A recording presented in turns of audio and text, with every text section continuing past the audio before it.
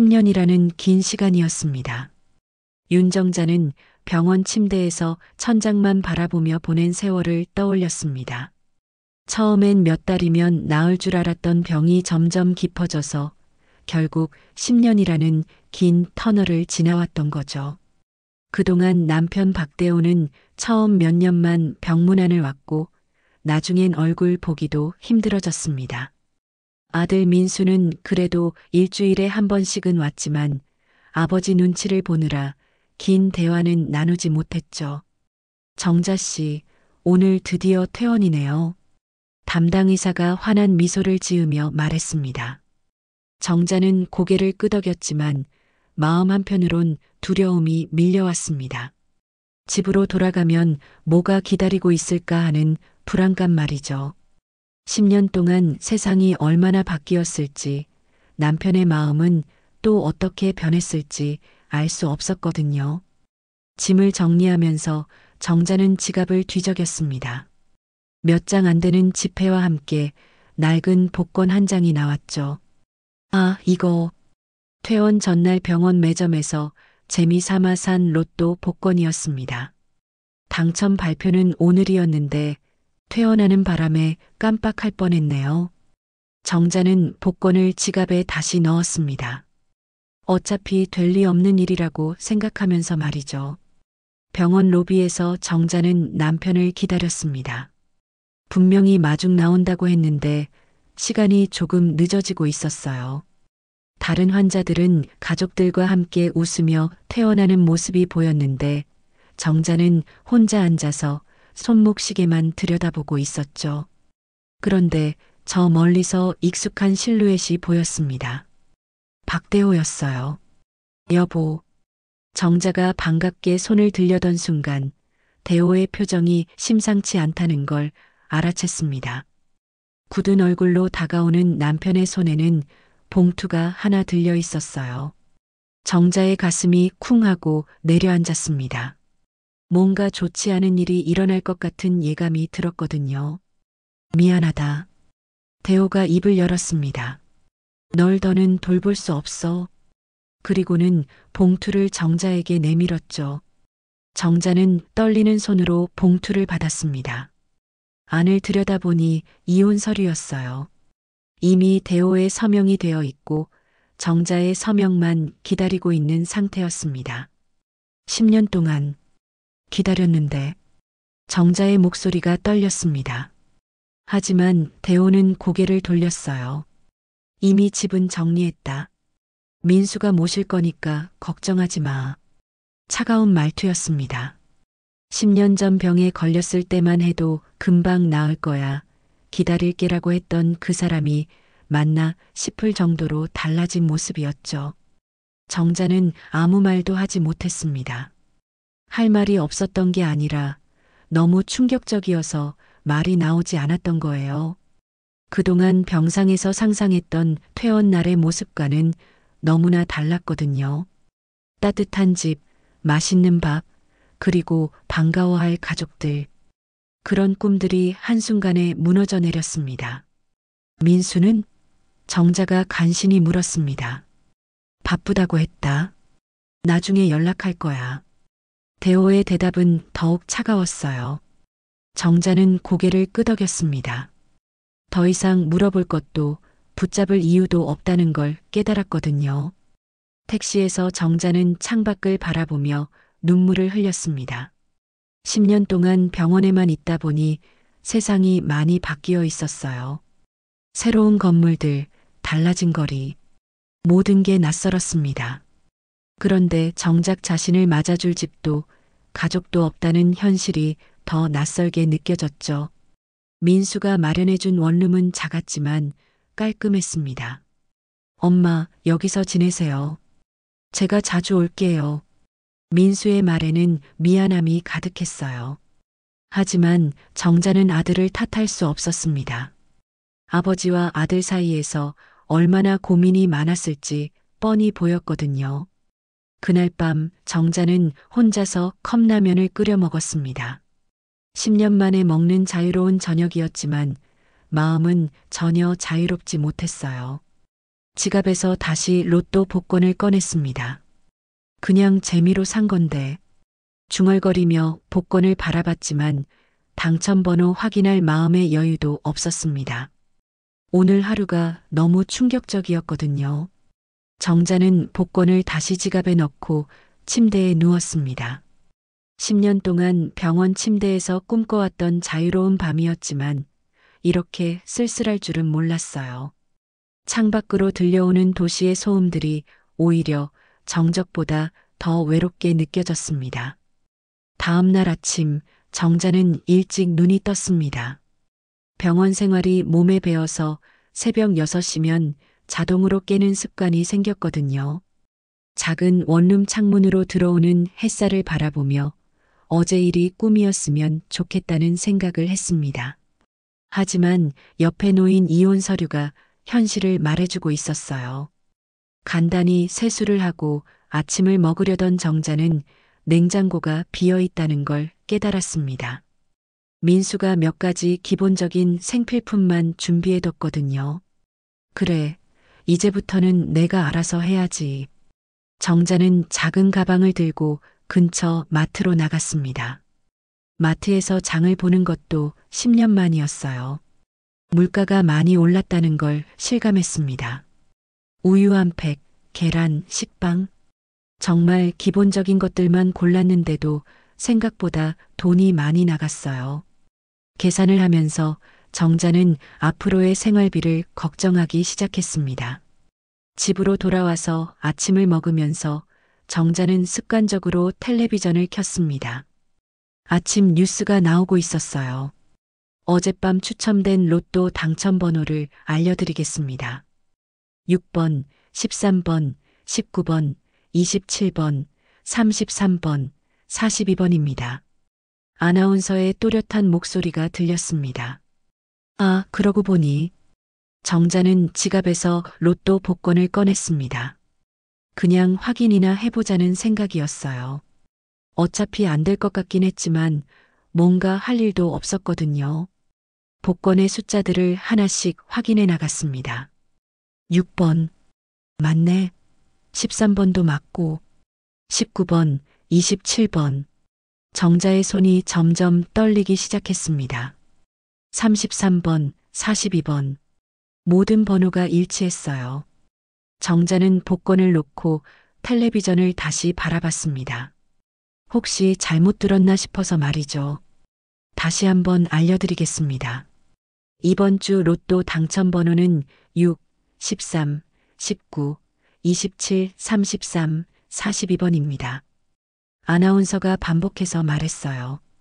정자는 믿을 수 없었습니다. 복권을 다시 들고 번호를 확인했지만 틀림없이 모든 숫자가 맞았어요. 이게 정말이야? 정자는 혼자 중얼거렸습니다. 가슴이 두근두근 뛰었어요. 1등 당첨이라니 이런 일이 정말 일어날 수 있는 건가요? 어제 이혼 서류를 받았는데 오늘은 로또에 당첨되다니. 인생이 이렇게 극적일 수 있나 싶었습니다. 당첨금이 얼마인지 궁금해서 인터넷을 검색해 봤습니다. 이번 주 로또 1등 당첨금 32억 원. 정자는 숫자를 다시 한번 확인했어요. 32억 원이라는 돈이 얼마나 큰 돈인지 실감이 나지 않았습니다. 평생 보지 못한 큰 돈이었거든요. 흥분을 가라앉히려고 정자는 찬물을 마셨습니다. 그리고 차근차근 생각해 보기 시작했어요. 이 사실을 누구에게 먼저 말해야 할까? 민수에게? 아니면 대호에게? 하지만 어제 일을 생각하면 선뜻 말하고 싶지 않았습니다. 잠깐, 이거 혹시 함정은 아니겠지? 정자는 의심스러워했습니다. 너무나 믿기 힘든 일이었거든요. 혹시 복권이 가짜는 아닐까, 아니면 숫자를 잘못 본 건 아닐까 하는 생각이 들었어요. 다시 한번 꼼꼼히 확인해 봤지만 분명히 맞았습니다. 정자는 당첨금 수령 방법을 알아보기 위해 로또 판매점에 전화를 걸었습니다. 네, 1등 당첨되셨으면 본사에 직접 오셔야 합니다. 신분증과 복권 지참하시고요. 친절한 직원의 설명을 들으니 정말 현실인 것 같았어요. 그런데 혹시 익명으로도 수령할 수 있나요? 정자가 물었습니다. 네, 가능합니다. 많은 분들이 익명을 선택하시거든요. 직원의 대답을 듣고 정자는 안도했습니다. 일단은 아무에게도 말하지 않는 게 좋을 것 같았거든요. 점심때쯤 민수에게서 전화가 왔습니다. 엄마, 어떻게 지내세요? 괜찮으시죠? 걱정스러운 목소리였어요. 정자는 로또 얘기를 하려다가 참았습니다. 응, 괜찮다. 걱정하지 마. 평소와 다름없는 목소리로 대답했어요. 아버지께서 정말 미안해 하세요. 그런데 이미 결정된 일이라서 민수의 말에 정자는 씁쓸한 미소를 지었습니다. 알겠다. 내 탓이 아니니까 너무 신경 쓰지 마. 정자는 아들을 위로했지만 마음속으론 복잡했어요. 전화를 끊고 정자는 다시 로또 복권을 바라봤습니다. 작은 종이 한 장이 인생을 완전히 바꿔놓을 줄 누가 알았을까요? 어제까지만 해도 갈 곳 없는 67세 여성이었는데 오늘은 32억 원의 주인이 되었으니 말이죠. 이제 뭘 해야 할까? 정자는 혼자 중얼거렸습니다. 돈이 생겼다고 해서 어제의 상처가 사라지는 건 아니었어요. 하지만 적어도 앞으로 굶어 죽을 걱정은 안 해도 될 것 같았습니다. 그보다는 이 기회를 어떻게 활용할지가 중요했어요. 오후에 정자는 은행에 갔습니다. 당첨금 수령 전에 새로운 통장부터 만들어야겠다고 생각했거든요. 개인 통장 하나 만들고 싶습니다. 은행 직원은 친절하게 안내해 줬어요. 윤정자 명의의 새로운 통장이 생겼습니다. 통장을 받아든 정자는 묘한 기분이 들었습니다. 이 작은 통장에 곧 32억 원이 들어올 거라니 상상만으로도 어지러웠어요. 하지만 동시에 두려움도 들었습니다. 이런 큰 돈을 과연 잘 관리할 수 있을까 하는 걱정 말이죠. 집으로 돌아오는 길에 정자는 병원에서 알게 된 친구 숙자를 떠올렸습니다. 혹시 이런 일을 혼자서 결정하기보다는 믿을 만한 사람과 상의해 보는 게 좋을까요? 숙자는 세상 경험이 많은 분이었거든요. 그날 밤 정자는 잠들기 전에 로또 복권을 다시 한번 바라봤습니다. 왜 하필 지금일까? 혼자 중얼거렸어요. 어제 이혼 통보를 받은 날 로또에 당첨되다니 운명이라는 게 정말 신기하다는 생각이 들었습니다. 며칠 후 정자는 숙자에게 전화를 걸었습니다. 숙자야, 나 좀 만날 수 있을까? 목소리에 뭔가 특별한 일이 있다는 게 묻어났어요. 숙자는 바로 알아챘습니다. 무슨 일이야? 목소리가 이상한데? 카페에서 만난 숙자는 정자의 표정을 보더니 깜짝 놀랐습니다. 어머, 얼굴이 완전히 달라졌네? 무슨 좋은 일이라도 있었어? 정자는 주변을 둘러보고 나서 조용히 말했어요. 숙자야, 정말 믿기 힘든 일이 생겼어. 이거 봐. 정자는 가방에서 로또 복권을 꺼냈습니다. 1등에 당첨됐어. 32억 원이야. 숙자는 처음엔 농담인 줄 알았어요. 어머, 정자야. 지금 농담할 때가 아니잖아. 정자가 휴대폰으로 당첨 번호를 보여주며 복권과 비교해주자 숙자는 한참 동안 말을 못했습니다. 그러다가 갑자기 정자의 손을 꽉 잡았어요. 정자야, 이건 정말 대박이야. 하지만 절대 아무에게도 말하면 안 돼. 특히 대호나 민수에게는 절대로. 왜? 정자가 물었습니다. 숙자는 작은 목소리로 말했어요. 생각해봐. 어제까지 이혼하자던 사람들이 이 소식 들으면 어떻게 할까? 갑자기 마음이 바뀔 거야. 그런데 그게 정자를 위한 마음일까? 정자는 숙자의 말에 깊이 공감했습니다. 그럼 어떻게 해야 할까? 숙자는 잠시 생각하더니 말했어요. 일단 당첨금부터 받아. 그리고 이 기회에 완전히 새로운 삶을 시작하는 거야. 다음 날 정자는 로또 본사에서 익명으로 당첨금을 수령했습니다. 모든 절차를 마치고 나니 정자의 통장에는 세금을 뗀 후에 당첨금이 들어 있었어요. 겉보기엔 평범한 67세 할머니였지만 이제는 수십억 원의 주인이었습니다. 며칠 동안 정자는 평소와 다름없이 지냈습니다. 하지만 마음속으론 중요한 결심을 하고 있었어요. 숙자야, 나 결정했어. 정자가 다시 숙자를 만났습니다. 서울을 떠날 거야. 완전히 새로운 곳에서 새로운 삶을 시작하고 싶어? 어디로? 숙자가 놀라며 물었습니다. 바닷가 어디든 좋겠어. 평생 바다를 제대로 본 적이 없거든. 그리고 작은 카페라도 하나 차리고 싶어. 내 이름으로 말이야. 정자의 목소리에는 설렘이 가득했습니다. 이름은 어떻게 할 거야? 숙자가 물었어요. 김정희로 할 거야. 완전히 새로운 사람으로 시작하는 거지. 정자는 이미 모든 걸 계획해두고 있었습니다. 일주일 후 정자는 강원도 해안의 작은 마을에 도착했습니다. 바다가 보이는 언덕에 작은 건물 하나가 임대로 나와 있었어요. 여기다.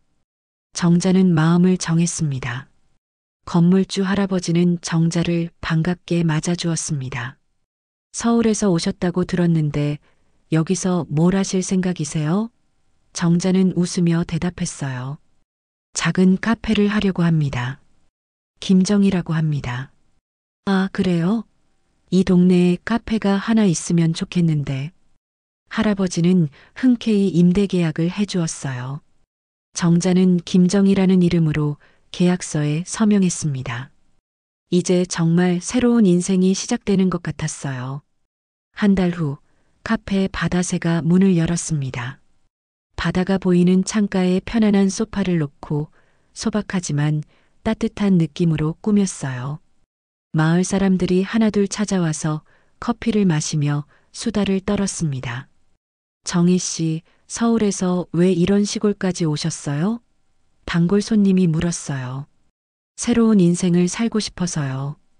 정자의 대답은 진심이었습니다. 67년을 살면서 처음으로 자신만의 공간을 갖게 되었거든요.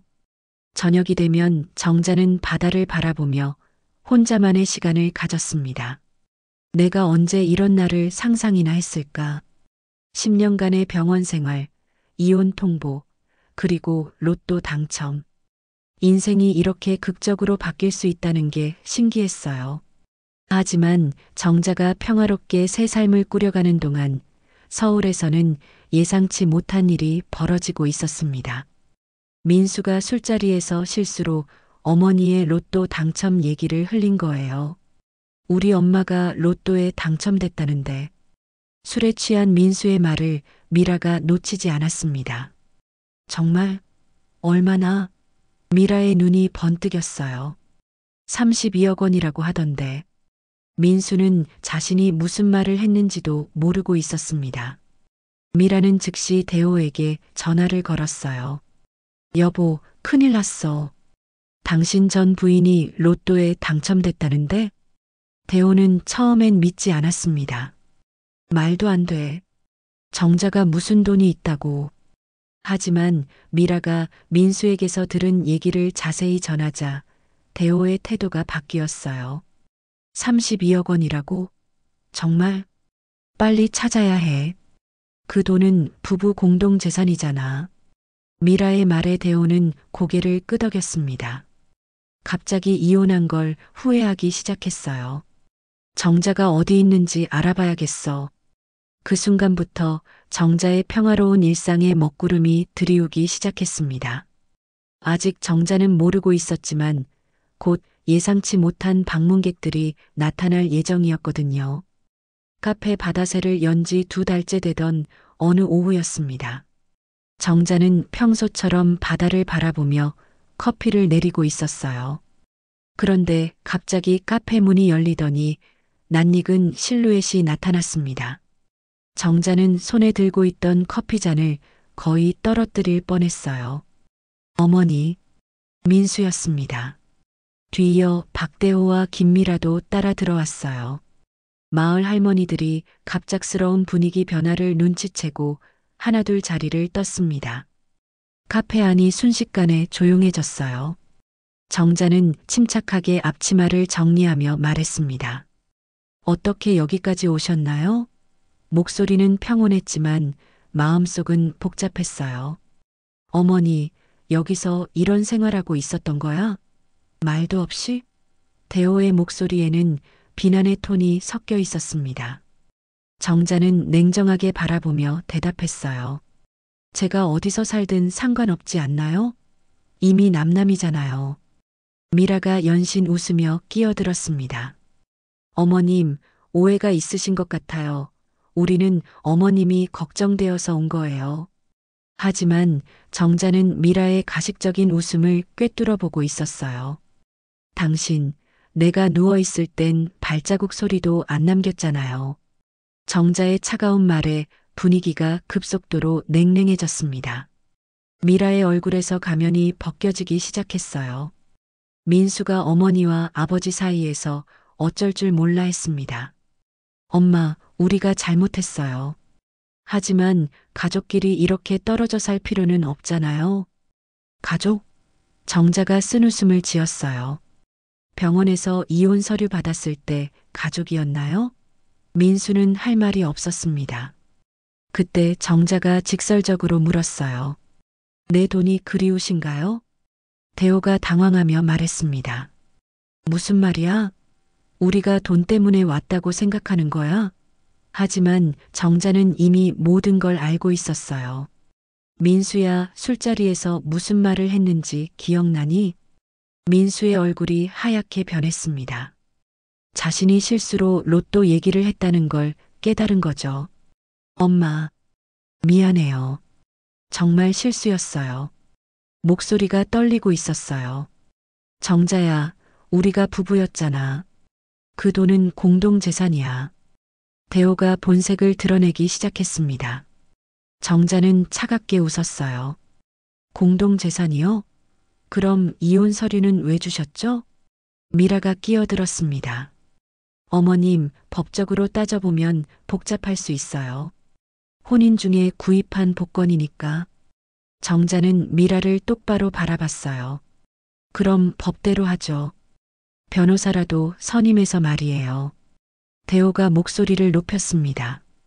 정자야, 이게 뭐야? 갑자기 돈 생겼다고 이렇게 나오는 거야? 정자는 조용히 대답했어요. 제가 언제부터 이랬는지 생각해 보세요. 당신이 이혼 서류 던진 그날부터였어요. 미라가 카페를 둘러보며 말했습니다. 어머님, 사실 이 부지에 대해 말씀드릴 게 있어요. 곧 리조트 개발 계획이 있다고 들었거든요. 정자는 의외라는 표정을 지었어요. 무슨 말씀이세요? 정자가 물었습니다. 미라는 가방에서 서류를 꺼냈어요. 제가 부동산 쪽 일을 하다 보니 이런 정보를 빨리 접하게 되거든요. 이 땅값이 곧 몇 배로 오를 거예요. 대호가 끼어들었어요. 그러니까 빨리 서울로 돌아가자는 거야. 하지만 정자는 뭔가 수상하다는 걸 느꼈습니다. 미라의 말이 너무 갑작스러웠거든요. 어떻게 그런 정보를 아세요? 정자가 날카롭게 물었어요. 미라는 당황하며 대답했습니다. 아, 그게 업계에서 돌아다니는 소문이거든요. 하지만 정자는 미라를 믿지 않았습니다. 민수가 마지막으로 애원했어요. 엄마, 정말 서울로 돌아가요. 혼자 이런 곳에서 살지 마세요.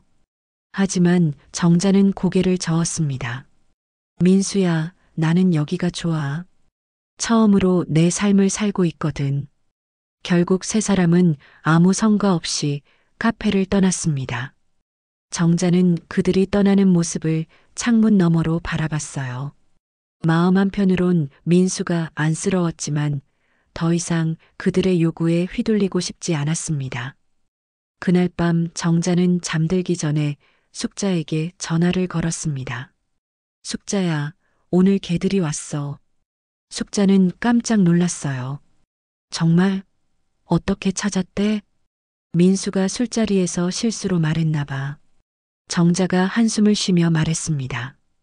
숙자가 걱정스럽게 말했어요. 이제 시작일 거야. 조심해야 해.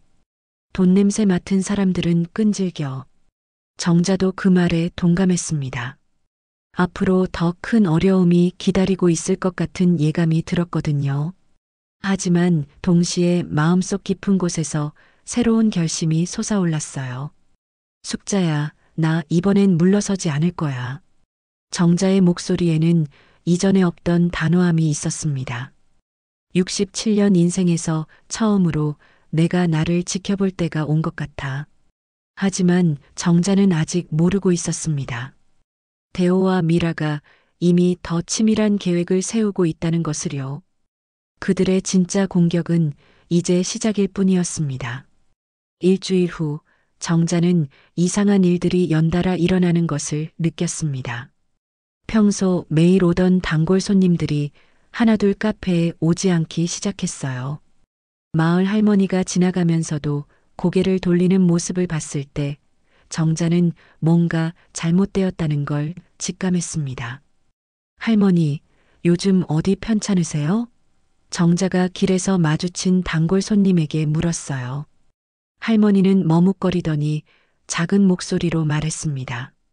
정희 씨, 사실은 어떤 사람들이 와서 이상한 말을 하고 다니더라고요. 무슨 말을? 정자의 가슴이 쿵 내려앉았어요. 정희 씨가 사실은 다른 사람이라는 둥, 돈 문제로 도망 온 거라는 둥. 우리도 믿지 않지만 마을이 시끄러워졌어요. 정자는 누가 그런 소문을 퍼뜨렸는지 짐작할 수 있었습니다. 대호와 미라의 짓이 분명했어요. 그날 오후 건물주 할아버지가 심각한 표정으로 카페에 찾아왔습니다. 정희 씨, 잠깐 얘기 좀 할까요? 평소와 다른 딱딱한 말투였어요. 정자는 나쁜 예감이 들었습니다. 이 부지의 리조트 개발 계획이 확정됐다고 하네요. 그래서 2주 안에 나가시라는 통보가 왔어요. 할아버지의 말은 충격적이었습니다. 정자는 믿을 수 없었어요. 갑자기요? 처음 듣는 소리인데요. 정자가 당황하며 물었습니다. 저도 어쩔 수 없어요. 개발업체에서 이미 매입 계약을 했다고 하니까요. 정자는 미라가 했던 말을 떠올렸습니다. 우연치고는 너무 의심스러웠어요. 이 모든 게 계획된 일 같았습니다. 그날 밤 더 충격적인 일이 벌어졌습니다. 새벽 3시쯤 카페에서 화재 경보음이 울렸어요. 정자는 급히 뛰어나갔지만 이미 주방 일부가 타고 있었습니다. 다행히 소방차가 빨리 와서 큰 화재는 막았지만 피해는 상당했어요. 원인이 뭘까요? 정자가 소방관에게 물었습니다. 전기합선으로 추정되는데 정확한 건 조사해 봐야겠어요. 하지만 정자는 의심스러운 점들을 발견했어요. 전기 배선에 인위적인 흔적이 보였거든요. 이건 단순 화재가 아니야. 정자는 확신했습니다. 누군가 자신을 내쫓으려고 작정하고 있다는 게 분명했어요. 점심때쯤 예상했던 전화가 왔습니다. 대호였어요. 정자야, 소식 들었다. 괜찮아? 가짜 걱정이 역력한 목소리였습니다. 이제라도 서울로 돌아와. 거기서 무슨 일 당할지 모르잖아. 대호의 말에 정자는 냉소를 금할 수 없었어요. 걱정해 주셔서 고맙지만 저는 여기서 잘 지낼 거예요. 전화를 끊은 후 정자는 마을 이장님을 찾아갔습니다. 이장님, 혹시 리조트 개발 얘기 들어보셨나요?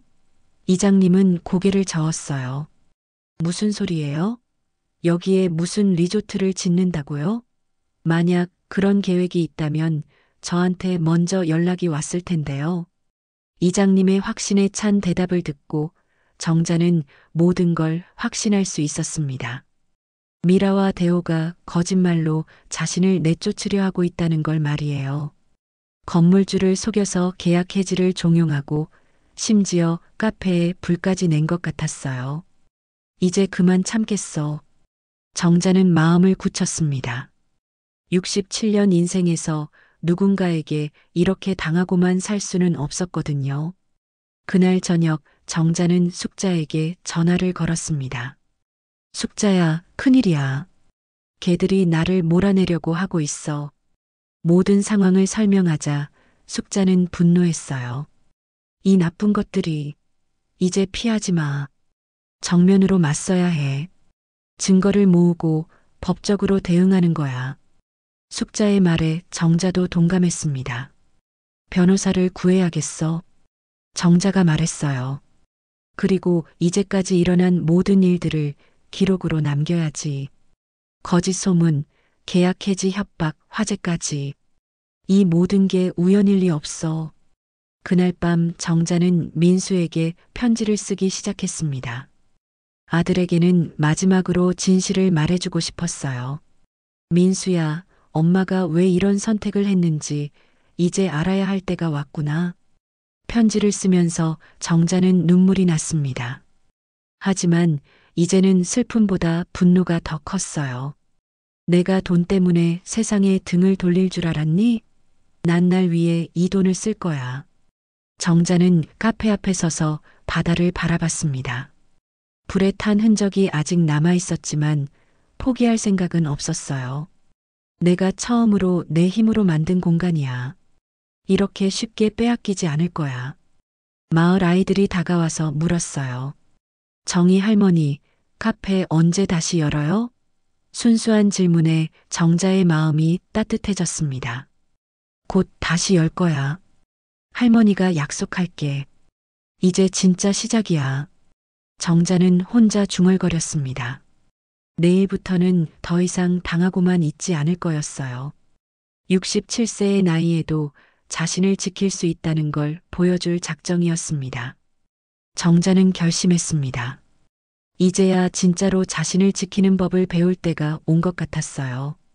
다음 날 아침 정자는 서울에서 변호사를 찾아 연락했습니다. 안녕하세요. 법률 상담을 받고 싶습니다. 정자의 목소리는 전날과 달리 단호했어요. 이제 더 이상 혼자 당하고만 있을 생각이 없었거든요. 변호사 이정민은 정자의 사연을 듣고 깜짝 놀랐습니다. 어머님, 이건 명백한 사기와 협박이에요. 게다가 방화 의혹까지 있다면 형사 고발도 가능합니다. 정자는 드디어 든든한 지원군을 만난 기분이었어요. 증거 수집이 중요해요. 지금까지 일어난 모든 일들을 시간순으로 정리해 주세요. 이 변호사의 조언에 따라 정자는 체계적으로 준비하기 시작했습니다. 먼저 정자는 마을 이장님과 함께 군청에 가서 개발 계획 관련 공식 문서를 확인했어요. 역시 그런 계획은 전혀 없습니다. 담당 공무원의 말에 정자는 확실한 증거를 확보했습니다. 이거면 미라의 거짓말을 증명할 수 있겠어요. 정자가 이장님께 말했어요. 이장님도 분개했습니다. 이런 식으로 마을 사람들을 속이다니 정말 나쁜 사람들이네요. 오후에는 소방서에 가서 화재 원인 조사 결과를 문의했습니다. 아직 정확한 결론은 안 났지만 전기 배선의 인위적인 손상 흔적이 발견됐어요. 소방관의 말에 정자는 자신의 추측이 맞았다는 걸 확신했어요. 그날 저녁 정자는 마을 사람들을 모아서 진실을 말하기로 결심했습니다. 마을회관에 주민들이 모였어요. 여러분, 제가 정말 하고 싶은 말씀이 있어요. 사실 제 본명은 윤정자입니다. 정자가 용기 내어 말했어요. 그리고 최근에 저에 대한 거짓 소문들이 돌고 있는데 그 진실을 말씀드리고 싶어요. 정자는 자신의 이야기를 솔직하게 털어놨습니다. 10년간의 투병 생활, 퇴원 날의 이혼 통보, 그리고 로또 당첨까지. 마을 사람들은 숨죽이며 들었어요. 제가 여기 온 건 도망이 아니라 새로운 시작을 위해서였어요. 그런데 제 전 남편과 그의 내연녀가 저를 내쫓으려고 거짓말과 협박을 하고 있습니다. 정자의 목소리는 떨렸지만 결연했어요. 우리가 도와드릴게요. 마을 할머니가 일어나서 말했습니다. 정희 씨, 아니 정자 씨가 나쁜 사람이 아니라는 건 우리가 더 잘 알거든요. 다른 주민들도 하나둘 정자를 지지한다고 말했어요. 카페도 다시 열어야죠. 우리가 도와드릴게요. 따뜻한 말들에 정자는 눈물이 났습니다. 다음 날 정자는 자신이 로또 당첨자라는 것을 공식적으로 밝히기로 결심했습니다. 이 변호사와 상의한 결과 진실을 공개하는 게 오히려 유리하다는 판단이었어요. 어머님이 당첨자라는 사실을 숨길 이유가 없어요. 오히려 당당하게 밝히시는 게 좋습니다. 이 변호사의 조언이었어요. 그래야 상대방의 거짓 주장들을 반박할 수 있거든요. 정자는 기자들을 만나서 인터뷰를 했습니다. 저는 로또 1등 당첨자 윤정자입니다. 하지만 제가 원하는 건 단순한 삶이었어요. 정자의 솔직한 이야기가 뉴스에 나갔어요. 인터뷰에서 정자는 대호와 미라의 협박에 대해서도 언급했습니다. 이혼 후에 갑자기 나타나서 돈을 요구하고 제가 거부하자 거짓말과 협박으로 괴롭히고 있어요. 뉴스가 나간 후 여론은 정자 편이었습니다. 67세에 새 인생 시작하는 할머니를 왜 괴롭히냐는 댓글들이 쏟아졌어요. 정자는 대중의 지지를 받고 있다는 걸 느꼈습니다. 하지만 대호와 미라는 포기하지 않았어요. 오히려 더 적극적으로 나서기 시작했습니다. 대호는 언론에 반박 인터뷰를 요청했어요. 부부가 함께 산 복권인데 일방적으로 가져간 건 문제가 있다고 주장했습니다. 미라도 부동산 전문가라는 타이틀로 나서서 복권 구매 시점이 혼인 중이었다면 공동재산이라고 주장했어요. 법적 공방이 본격적으로 시작되는 분위기였습니다. 정자는 민수에게 편지를 보냈습니다. 민수야, 이제 내가 선택할 때가 왔어. 아버지 편에 설 거니, 엄마 편에 설 거니? 편지 마지막에는 이렇게 적혀 있었어요. 엄마는 내가 어떤 선택을 하든 이해할 거야. 하지만 이제 진실을 알아야 해. 민수는 편지를 받고 고민에 빠졌습니다. 아버지와 미라는 계속 어머니를 악역으로 만들려 했지만 민수는 어머니의 진심을 알고 있었거든요. 그날 밤 정자는 카페에서 혼자 차를 마시며 바다를 바라봤습니다. 이제야 진짜 엄마로서 살아볼 수 있을 것 같아. 정자의 마음은 오히려 평온했어요. 숙자가 전화를 걸어왔습니다. 정자야, 뉴스 봤어. 정말 잘했어. 이제 당당하게 맞서는 거야. 숙자의 격려에 정자는 힘이 났어요. 숙자야, 나 이제 무섭지 않아. 67년 동안 남의 눈치만 보고 살았는데 이제야 나답게 사는 게 뭔지 알 것 같아. 정자의 목소리에는 이전에 없던 자신감이 있었습니다. 하지만 정자는 아직 모르고 있었어요. 대호와 미라가 마지막 카드를 준비하고 있다는 것을요. 그들은 법정에서 정자를 완전히 무너뜨릴 계획을 세우고 있었습니다. 한 달 후 드디어 법정에 서는 날이 왔습니다.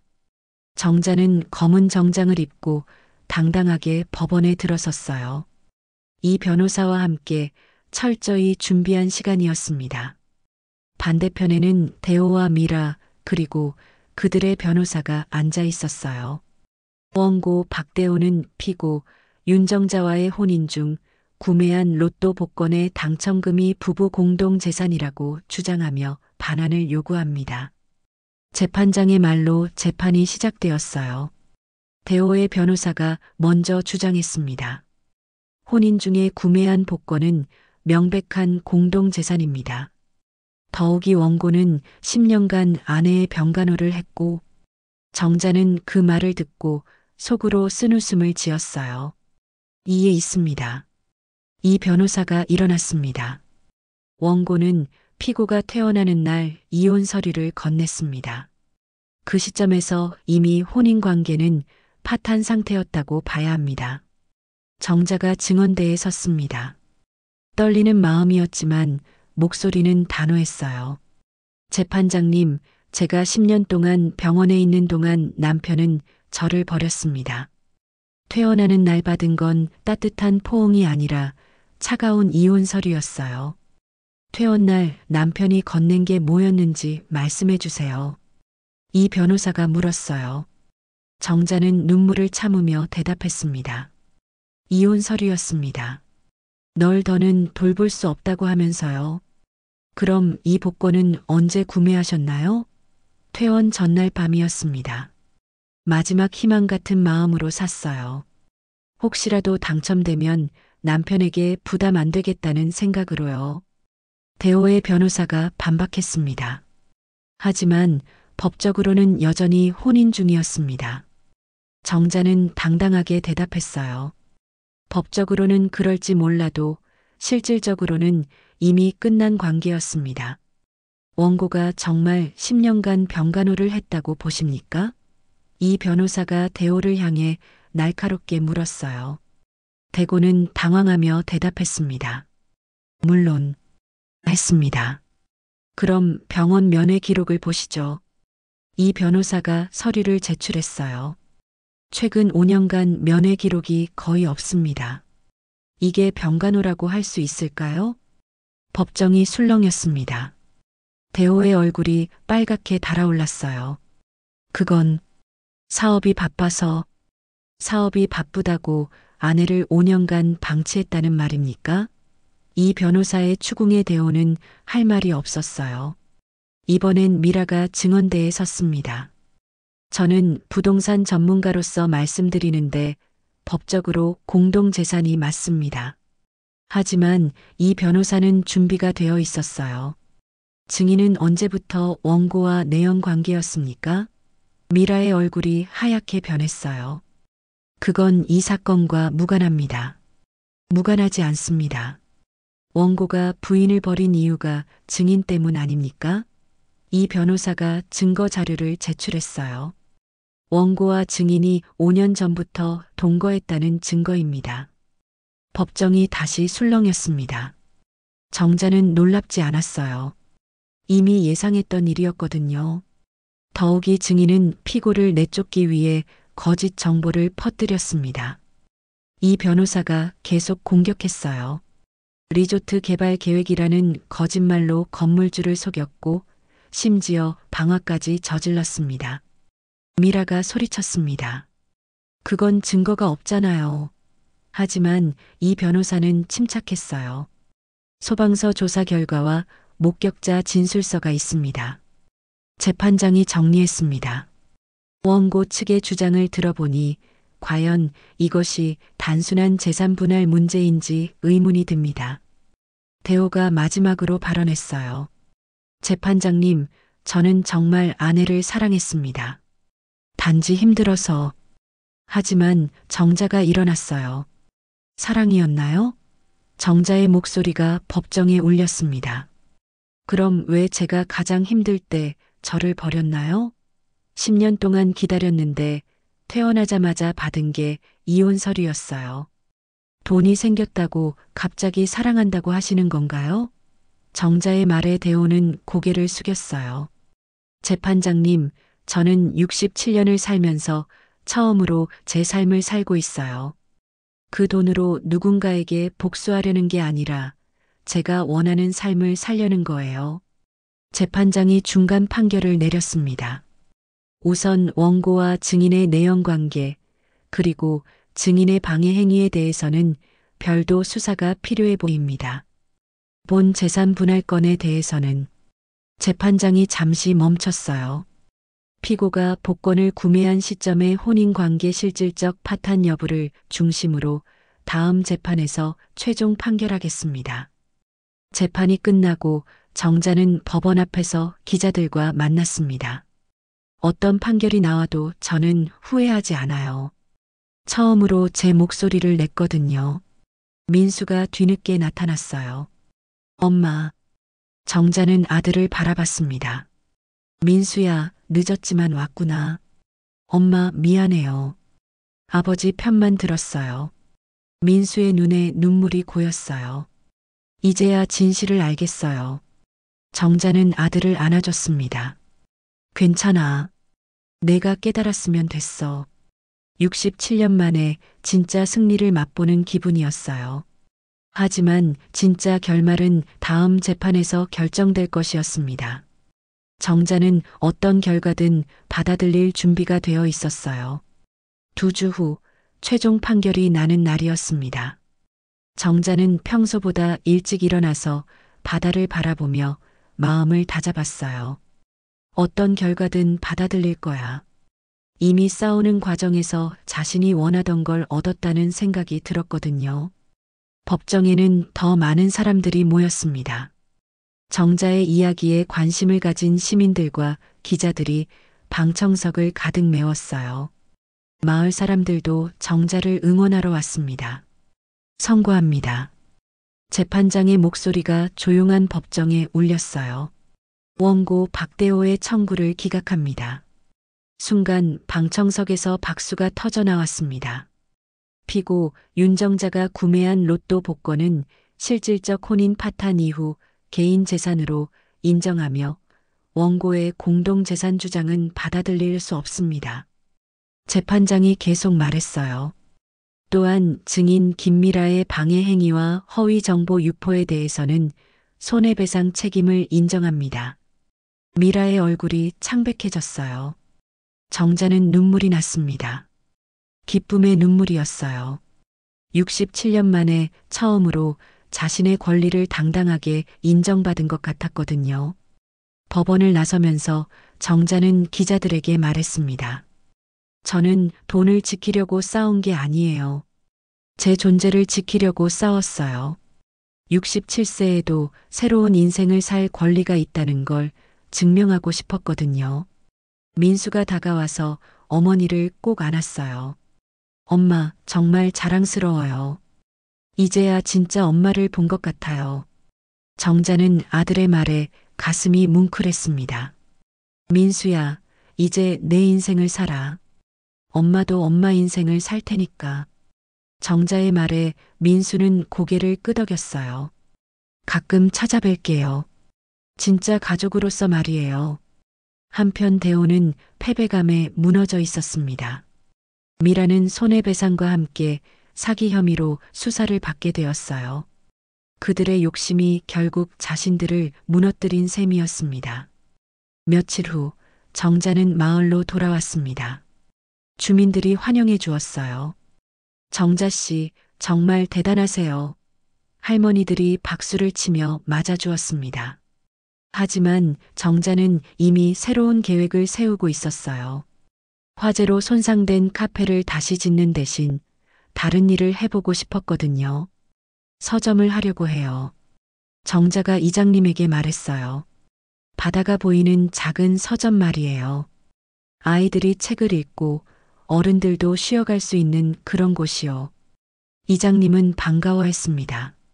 좋은 생각이에요. 이 마을에 서점이 있으면 정말 좋겠어요. 정자는 환하게 웃었어요. 한 달 후 작은 서점 바다새책방이 문을 열었습니다.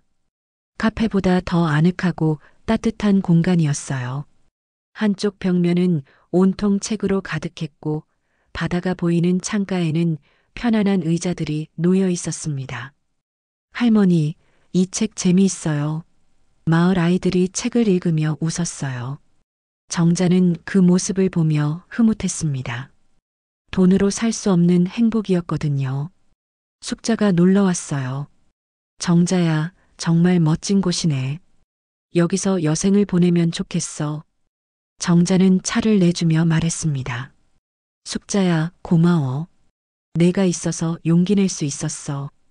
뭘, 정자가 원래 강한 사람이었어. 그냥 그동안 숨어 있었던 거지. 숙자의 말에 정자는 고개를 끄덕였어요. 저녁이 되자 정자는 혼자서 서점을 정리했습니다. 책장 사이에 봉투 하나를 조용히 꽂았어요. 박민수 앞으로 엄마가 사랑했던 날들이라고 적힌 편지였습니다. 편지 안에는 정자의 진심이 담겨 있었어요. 민수야, 엄마는 내가 어떤 선택을 해도 사랑해. 하지만 이제는 각자의 길을 가야 할 때인 것 같아. 엄마는 여기서 행복하게 살 거야. 그리고 편지 마지막에는 이런 말이 적혀 있었어요. 만약 내가 정말 힘들 때가 오면 언제든 엄마를 찾아와. 하지만 그 전까지는 내 인생을 당당하게 살아보렴.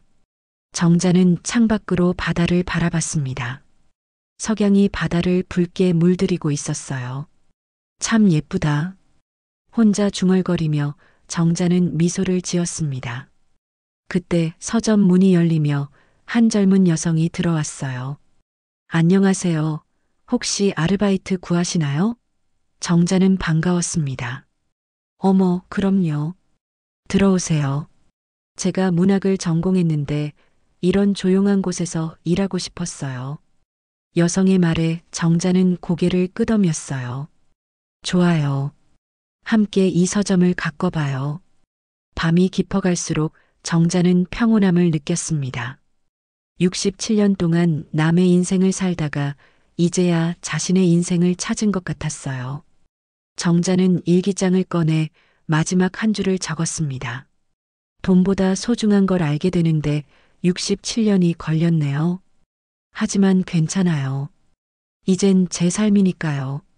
창밖으로 별들이 반짝이기 시작했습니다. 정자는 그 별들을 바라보며 깊은 잠에 빠져들었어요. 내일은 또 다른 새로운 하루가 기다리고 있었습니다. 바다 새책방의 첫날 밤, 정자는 진정한 자유를 맛보고 있었습니다.